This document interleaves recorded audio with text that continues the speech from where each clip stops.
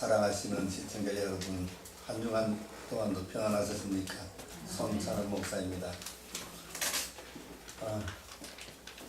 제가 가만히 앉아서 생각해 보니까 여기 앉아 계시는 분들 고문당하는 것 같아요. 많은 목사님들 나오셔가지고 계속 메시지를 전하는데 메시지가 나쁘다는 것이 아니라 앉아있는 것 자체가 좀 힘들지 않겠나 싶어서 어떻게 하면은 힘들지 않게 메시지를 잘 듣게 할 수 있을까, 그게 저에게는 큰 고민거리입니다. 앞으로도 어떻게 하면 제 메시지를 지루하지 않고 힘들지 않게 쉽게 재미있게 들을 수 있을까, 이것을 지속적으로 연구를 해야 되겠다 그 생각을 했습니다. 오늘 아침 10시부터 저 양주에 아멘 교회에 가서 노인들 한 150여 명 모인 곳에서 저희들 찬양 집회를 했습니다. 거기서 이제 조금 전에 저희들이 했던 그 갈보리, 그리고 윤 목사님 거룩한 성경 북춤, 그리고 하모니카 불고 또 같이 찬양도 하고 했습니다.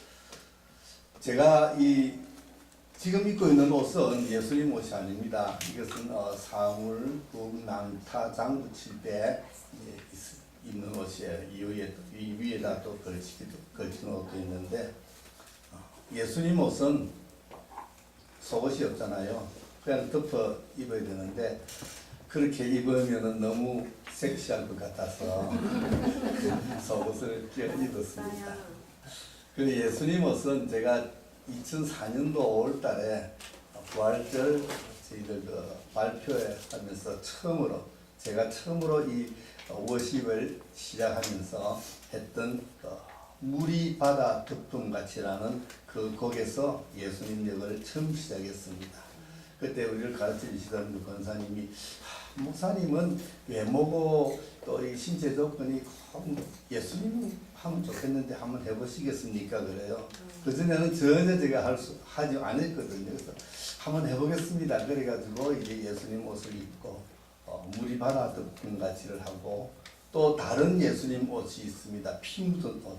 십자가에 달리기 전에 채찍으로 맞아서 피가 흥건하게 묻었던 그 옷을 입고 십자가를 지고 하나님의 어린 양이라는 워십을 해서 그 두 곡을 이제 그때 처음 시작했습니다. 그리고 지금 그 시간이 한 4, 5년 정도 지났네요. 그래서 예수님 옷을 참 많이 입고 예수님 십자가를 참 많이 졌습니다.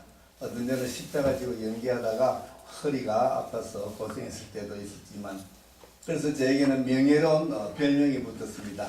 어딜 가든지 예수님 목사님이라는 아주 참 자랑스러운 그런 이름이 붙어지기도 했었죠. 모처럼 여기서 또 그것을 한번 이렇게 공연해 보니까 더욱 감개가 또 무량해집니다. 제가 창세기를 강의를 했는데, 창세기 1장 1절부터 4장 가인과 아벨의 제사까지 하고 잠깐 외식을 몇 번 했습니다. 그래서 오늘은 창세기 5장을 하겠습니다. 4장에서 이제 가인과 아벨이 제사를 드렸는데, 가인이 하나님 마음에 합당치 않은 제사를 드림으로 인해서 하나님이 그 제사를 받지 아니하시고, 가인은 거기에 불만을 품고 자기 동생을 죽이는 그런 살인사건이 벌어졌던 것을 제가 강의를 했었죠. 자, 그래서 이제 가인은 땅에서 유리방황하는 그런 신세가 되었습니다. 그리고 그 이후에 이제 많은 아담의 후손들이 태어나기 시작했습니다. 그래서 죽은 아벨 대신에 셋이 태어났고, 셋과 에노스, 그 이후에 많은 이제 아담의 자손들이 태어났는데, 창세기 5장은 아담부터 시작해서 새로운 족보를 이제 이야기하는데 10명의 이제 그 조상들이 나오죠. 그런데 이 10명의 조상들을 이야기하면서 하나같이 똑같은 패턴으로 이야기합니다. 아담은 몇 살에 누구를 낳았고 몇 년을 살다가 몇 세에 죽었다. 셋은 몇 살에 누구를 낳았고 몇 년을 살다가 몇 살에 죽었다. 계속해서 지루한 서술이 반복되고 있습니다. 왜 이렇게 지루한 서술을 했을까? 그런데 가만히 살펴보니까 그 10명 중에서 7번째 나오는 사람은 그와는 아주 다른 표현이 나왔습니다. 그가 바로 누구죠? 에녹이라는 사람. 에녹은 몇 살에 누구를 낳았고, 그리고 300년을 하나님과 동행하다가 죽지 않고 하나님께로 갔다. 이렇게 표현되었습니다. 이것을 유심히 보면서 똑같은 패턴의 서술을 하다가 한 사람에게 와서 이렇게 독특한 표현을 한 것은 이 사람을 집중하라는 거죠. 그 사람의 행동 무엇이었죠? 하나님과 동행하였기 때문에 죽지 않고 하나님에게로 갔다는 이것을 부각시키기 위해서 다른 사람들은 모두 똑같은 패턴으로 썼다는 것을 깨달았습니다. 자, 하나님과 동행하는 것이 그렇게 중요한가? 다음 6장에 넘어가면은 사람들이 계속해서 땅에 많아지고 계속 죄를 짓게 됩니다. 그래서 하나님 보시기에 이 세상의 죄악이 관영해서 하나님이 이 세상의 사람들을 홍수로 쓸어버리기로 작정하십니다. 사람뿐만 아니라 모든 짐승, 육축, 공중의 새까지도 다 쓸어버린다 그랬어요. 그런데 얘기하니까 그러나 노아는 하나님께 은혜를 입었더라. 노아는 의인이요 당시에 완전한 자라 그는 하나님과 동행하였더라. 에녹에 동행했다란 말이 다시 그 후손 노아에게 와서 다시 동행이라는 말이 나오면서 동행했기 때문에 하나님으로부터 은혜를 입었다라고 이야기합니다. 자, 이제 홍수로 심판을 하시려는 하나님 앞에 은혜를 입었다는 말은 무슨 말일까요? 그 홍수의 심판에서 구원을 받았다. 그죠? 구원을 받았다. 은혜 중에 가장 큰 은혜는 하나님으로부터 구원받는 겁니다. 죄 사함을 받는 것이 가장 은혜 중에 은혜입니다. 그것은 우리가 구약에 보면 속죄소라는 것이 있어요. 속죄소. 그것은 언약궤 혹은 흡궤라고도 하죠. 하나님이 임재의 상징인 그 상자 흡궤의 뚜껑이 덮개가 바로 속죄소입니다. 언약궤는 하나님의 임재의 상징이고 그 언약궤의 덮개 뚜껑을 속죄소라 그러는데 하나님은 내가 이 속죄소 위에서 너희들의 죄를 사해 주시겠다 그래요. 하나님이 임재하시고 하나님이 죄를 사해 주시는 것이 바로 속죄소입니다. 이름이 그대로 속죄소예요. 죄를 속해주는 장소. 그런데 이 속죄소의 이름이 다른 이름이 있어요. 아셔요? 뭔가? 시은좌라는 거예요. 시, 베풀 시, 은혜, 자리, 좌. 은혜를 베푸는 장소. 그것이 바로 뭐라고요? 죄를 속해주는 장소. 그러면 죄를 속해주는 것하고 은혜를 베푸는 것하고 같다는 말이죠. 그래서 예수 그리스도께서 십자가에서 피 흘려 돌아가시면서 우리에게 베푸신 그 은혜, 그것은 바로 우리의 죄를 속해주는 거죠. 창세기 6장에서 노아는 하나님께 은혜를 입었더라. 그 말은 구원을 받았다. 왜 받았느냐?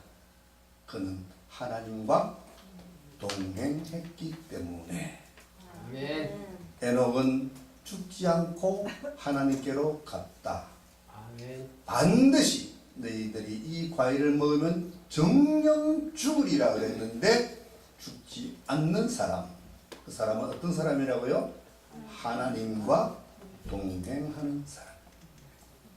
선악과를 따먹고 정령 죽을 수밖에 없는 인생을 하나님은 에덴 동산에서 쫓아내셨습니다. 그리고는 다시는 생명나무 과일을 먹지 못하게 그 길을 막아놨다 그랬어요. 그럼 하나님은 아무도 이 길로 가지 못하게 하셨을까? 아니라는 거죠.